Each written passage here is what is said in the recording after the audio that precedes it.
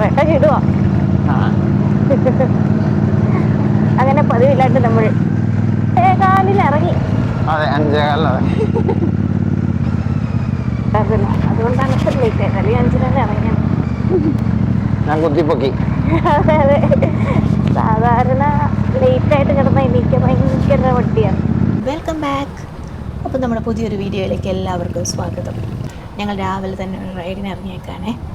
ഇന്നത്തെ നമ്മുടെ ഡെസ്റ്റിനേഷൻ വന്നിട്ട് മുത്തുരായ സ്വാമി വേട്ട. ഞങ്ങൾ ഇതുവരെ പോയിട്ടില്ല, ഇപ്പോഴാണ് ഇങ്ങനൊരു സ്ഥലം കേൾക്കുന്നതും.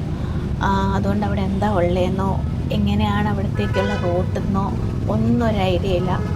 എന്തായാലും പോയി നോക്കുക എന്ന് വിചാരിച്ചിട്ട് രാവിലെ തന്നെ ഇറങ്ങിയേക്കാണ്. രാവിലെ ആയതുകൊണ്ട് ട്രാഫിക് ഭയങ്കര കുറവാണ്. ഈ സമയത്ത് റൈഡ് ചെയ്യാൻ ഭയങ്കര സുഖം. അങ്ങനെ നമ്മളിപ്പോൾ ബനാർക്കട്ട എത്തി. ബനാർക്കട്ട ജംഗ്ഷനിൽ നിന്ന് നമ്മളിങ്ങനെ നേരെ പോവുകയാണ്. നമുക്ക് കുറച്ച് ഉള്ള വഴി കൂടെ കയറി പോവാം. അതായത് ബനാർക്കട്ടയുടെ കുറച്ച് ഹിൽ, അതുപോലെ കാട് അങ്ങനെയൊക്കെ കണ്ടിട്ടാണ് നമ്മുടെ ഇന്നത്തെ യാത്ര. അങ്ങനെ അതിൻ്റെ ഉള്ളിൽ കൂടെ ഇങ്ങനെ പോകുമ്പോൾ ഒരു പ്രത്യേക സുഖമാണ്. പ്രത്യേകിച്ച് കാലത്ത് തന്നെ ഒരുപാട് കാഴ്ചകളും, ഒരുപാട് പേര് നടക്കുന്നുണ്ട്, ഒരുപാട് പേര് മലയൊക്കെ കയറുന്നുണ്ട്. ഞങ്ങൾക്ക് ഭയങ്കര ഇഷ്ടമാണ് ഇങ്ങനെ പോകാനായിട്ട്, ഇതൊക്കെ ഇങ്ങനെയുള്ള കാഴ്ചകൾ കണ്ടിട്ട് പോകാനായിട്ട്. സൈക്കിളോട്ട് ചവിട്ടി കയറ്റലാണ് ഏറ്റവും വലിയ പണിയത്. ശ്വാസം വലിക്കരുത്. അങ്ങോട്ട് ഇറക്കം അടിപൊളിയായിട്ട് റോഡ് പോകും. നല്ല തണുപ്പ്, നല്ല സുഖമാണ്. ഇത് ബനാർക്കട്ടയുടെ എന്തോ സംതിങ് ആണ്, എന്താ എനിക്കറിയില്ല. എന്തോ ഒരു ഗേറ്റ് പോലെ എന്താണ് എനിക്ക് തന്നെ. ബനാർക്കട്ട നാഷണൽ ക്യാമ്പ്, അതായത് ഫോറസ്റ്റിൻ്റെ ബൗണ്ടറി കണ്ടോ? ആണോ?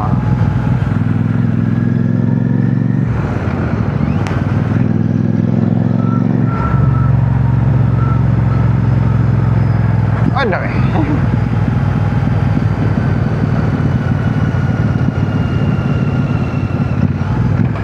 അമ്പേ.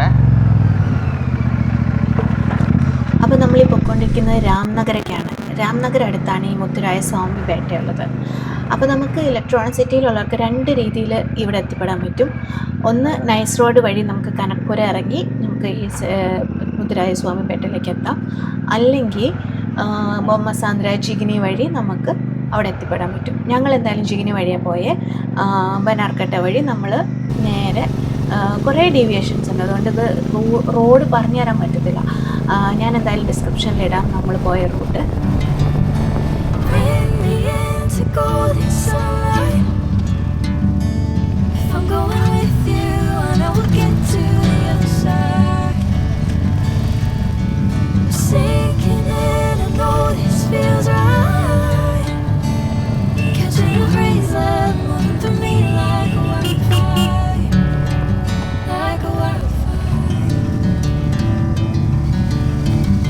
നമ്മളിവിടെ തിരിയാണ്. ഇവിടെ നിന്ന് ഇനിയിപ്പോൾ നല്ല റോഡ് കഴിഞ്ഞു. റോഡിലൊട്ടും ട്രാഫിക് ഇല്ലായിരുന്നു ഞങ്ങൾ വരുന്ന വഴി. അപ്പോൾ നല്ലതായിട്ട് എൻജോയ് ചെയ്ത് ഞങ്ങൾ ഇങ്ങനെ വളരെ കൂളായിട്ടാണ് വന്നുകൊണ്ടിരുന്നത്. ഈ വളവ് കഴിഞ്ഞപ്പോൾ മുതൽ റോഡിൻ്റെ സ്വഭാവം മാറി. പക്ക വില്ലേജ് റോഡാണ്. ചുറ്റും വില്ലേജേഴ്സ് താമസിക്കുന്നുണ്ട്, അവരുടെ കൃഷി സ്ഥലങ്ങൾ, അങ്ങനെയൊക്കെയായിരുന്നു ആ റോഡിൻ്റെ അവസ്ഥ. കുറേ ദൂരം മാത്രം കോൺക്രീറ്റഡ്, കുറേ ദൂരം ടാറിട്ടത്, പിന്നെ കഴിഞ്ഞപ്പോൾ മണ്ണും കല്ലും മാത്രമായി. ഇങ്ങനെ നമ്മളിങ്ങനെ എന്താണ് ഇനിയുള്ള മുന്നോട്ടുള്ള റോഡെന്ന് ഇങ്ങനെ വിചാരിച്ച് ഇങ്ങനെ പോകുമ്പോഴാണ് എൻ്റെ പുറകെ ഒരു കൂട്ടം ലൈറ്റുകൾ കാണാൻ തുടങ്ങിയത്.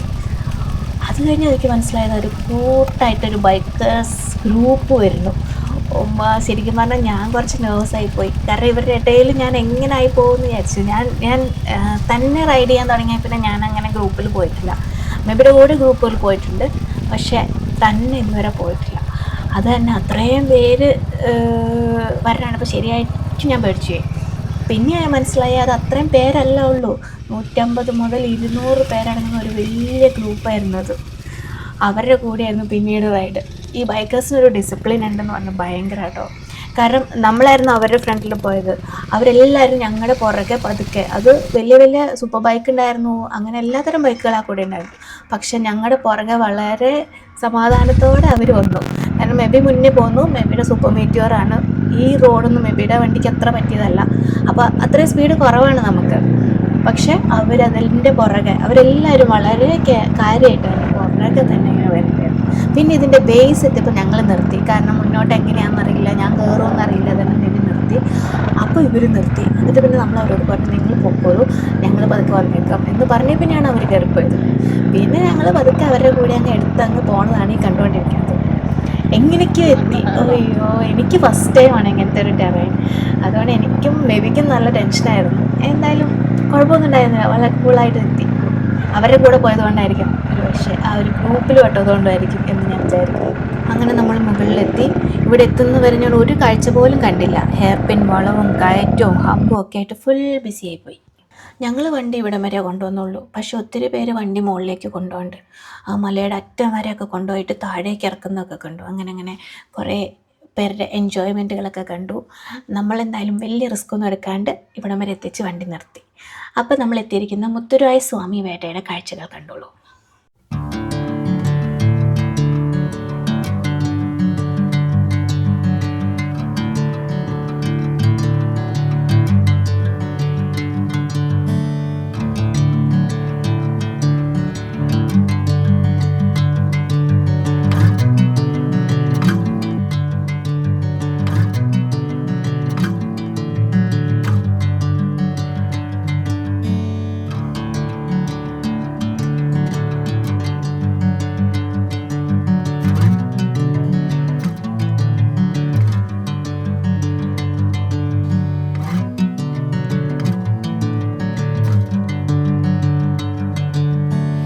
ഇവിടെ ഒരു ചെറിയ മുത്തുരായ സ്വാമി ടെമ്പിൾ ഉണ്ട്. ഇവിടെ ലോക്കൽ താമസിക്കുന്ന ആൾക്കാരുടെ ഒരു പ്രധാനപ്പെട്ട ടെമ്പിളാണ് ഇത്. വിശേഷ ദിവസങ്ങളിൽ മാത്രമേ ഇവിടെ പൂജ നടത്താറുള്ളൂ. ഇവിടെ വലിയ 2 സ്റ്റാച്ചു ഉണ്ട്, ലോർഡ് വിഷ്ണുവിൻ്റെയും ഹനുമാൻ്റെയും. മുത്തുരായ സ്വാമി ടെമ്പിൾ ഉള്ളതുകൊണ്ടാണ് ഈ സ്ഥലത്തിന് മുത്തുരായ സ്വാമി ബേട്ട എന്ന് വിളിക്കുന്നത്. ഇത് കർണാടകയിലെ ഒരു ഫേമസ് ട്രക്കിംഗ് പോയിൻ്റാണ്. ഇവിടെ വന്നപ്പോഴാണ് ഞങ്ങൾ അറിയുന്നത് ഇത് ഇങ്ങനെ ഇത്രയും ഫേമസ് ആയിട്ടുള്ളൊരു സ്ഥലമാണ്. ഒത്തിരി പേര് ഇവിടെ ട്രക്കിങ്ങിന് വരുന്നുണ്ട്, നടന്ന് കയറാനായിട്ട്. അതുപോലെ കാറൊക്കെ കയറ്റുന്നുണ്ട്. ഒരു ചെറിയ ട്രക്കിംഗ് ഫീൽ ചെയ്യണമെങ്കിൽ, ട്രക്കിംഗ് ചെയ്യണമെങ്കിൽ നമുക്ക് വരാൻ പറ്റിയൊരു സ്ഥലമാണിത്. എന്നെപ്പോലെ ബിഗിനേഴ്സിനൊക്കെ ഒരു പറ്റിയൊരു സ്ഥലം, ഒരു വലിയ അനുഭവമായിരിക്കും. ഇവിടെ ചുറ്റും നമ്മൾ കാണുന്ന രാംനഗരയുടെ കാഴ്ചകളാണ്. ചുറ്റും മലനിരകളാണ്. ഗ്രാനൈറ്റിന് ഭയങ്കര ഫേമസ് ആയിട്ടുള്ള സ്ഥലമാണ് ഈ രാംനഗര. അതുകൊണ്ട് ഒരുപാട് ക്വാറികൾ ഇവിടെയുണ്ട്. നല്ല കാറ്റ്, നല്ല കാഴ്ചകൾ, നല്ലൊരു സൺറൈസ്. എന്തായാലും ഈ യാത്രയിൽ ഏറ്റവും കൂടുതൽ മനസ്സിൽ നിൽക്കുന്നത് ഈ ഗ്രൂപ്പ് ഓഫ് റൈഡേഴ്സ് ആയിരുന്നു. ആരെയും നമുക്കറിയില്ല, എന്തായാലും നല്ലൊരു അനുഭവമായിരുന്നു. അങ്ങനെ കിട്ടിയ പുതിയ അനുഭവങ്ങളുമായി ഞങ്ങൾ താഴേക്ക് ഇറങ്ങുകയാണ്. ഇതൊക്കെ എങ്ങനെ കഴിയുന്ന ഞാൻ ആലോചിച്ചു മോളും.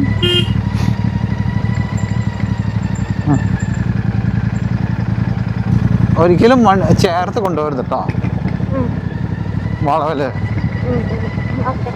ഏത് മറ്റേ സൈഡ് ഇത് ഫ്രണ്ടിൽ പോയേ. എന്താ അല്ല, എടുക്കണ എങ്ങനെയാന്ന് കാണാനോ. ഇതന്നെ മെയിൻ കയറ്റം. മെയിൻ കയറ്റം.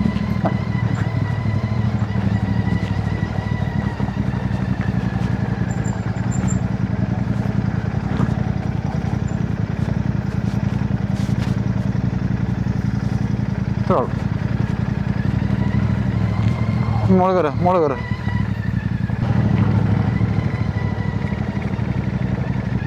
ലെഫ്റ്റ് ചേർത്തോ. ലെഫ്റ്റ് കൂടുതൽ ഞാൻ കൊക്കേ കിടക്കും.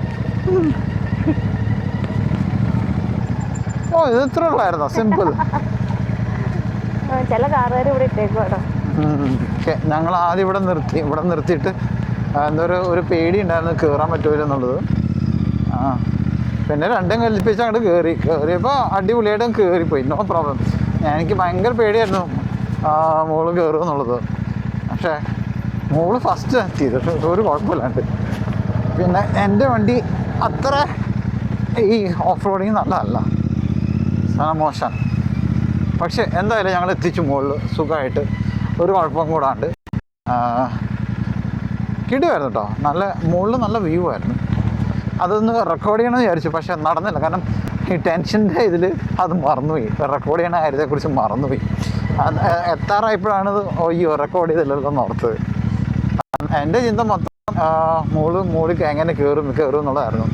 ഒരുപാട് വണ്ടികളും ഉണ്ടായിരുന്നേ, 100 ബൈക്കേഴ്സ് ഒരുമിച്ച് വന്നു. അപ്പോൾ അവരുണ്ടായിരുന്നു. എനിക്ക് തന്നെ ആ ഒരു ബലത്തിലാണെന്ന് തോന്നുന്നു മോളും അങ്ങോട്ട് കയറിയത്. അവർ കയറാൻ കണ്ടപ്പോൾ ഓക്കെ എനിക്കും പറ്റും എന്നുള്ളൊരു ഇതങ്ങോട്ട് കയറി മുകളിൽ. ഈസി ആയിട്ട് അങ്ങനെ കയറി നോ പ്രോബ്ലം. അതെ, നമ്മൾ തിരിച്ച് താഴെ എത്തി. ഇനി നേരെ വീട്ടിൽ പോവാണ്. ഓക്കെ, അപ്പോൾ നമ്മൾ നൈസ് റോഡ് വഴിയാണ് നമ്മൾ തിരിച്ച് വീട്ടിൽ പോകുന്നത്. എനിക്ക് തോന്നുന്നത് നൈസ് റോഡിൽ കയറി കഴിഞ്ഞാൽ വലിയ തിരക്കൊന്നും ഉണ്ടാവില്ല, നമുക്ക് പെട്ടെന്ന് തന്നെ വീട്ടിലെത്താൻ പറ്റും. അപ്പോൾ ഇന്നത്തേക്കുള്ള വീഡിയോ ഇത്രേ ഉള്ളൂ. ഓക്കെ, അപ്പോൾ ശരി, ടാറ്റാ, ബൈ.